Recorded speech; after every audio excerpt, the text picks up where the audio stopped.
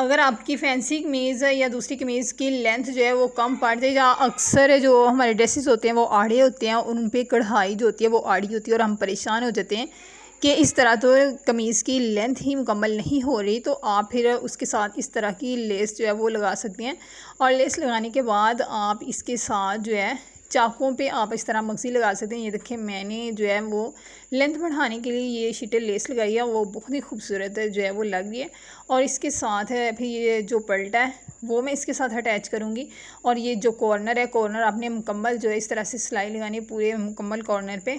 और फिर आपने लेस के ऊपर भी जो है वो मगज़ी लगानी है और आपने इस तरह से इसका कॉर्नर काट देना है। काटने के बाद ज़रा आपने ये ऊपर मगज़ी वाला कपड़ा रखना है जिसको पल्टा बोलते हैं। अगर आप चाहें पल्टा लगाना चाहें वो भी लगा सकते हैं, अगर आपने मगज़ी लगानी है वो भी लगा सकते हैं। और मैं ये शमोस की मगज़ी जो है वो इसको लगा रही हूँ। ये देखें, ये थोड़ा सा सिर्फ स्टेप रहता है और ये भी मैं लगा लूँगी। ये देखिए कितनी प्यारे और ख़ूबसूरत जो है वो बारीक सी शमोस की मगज़ी लग गई। और ये देखिए मैंने लेस जो है वो कंट्रास्ट करके तो इसके साथ लगाई है और इस वजह से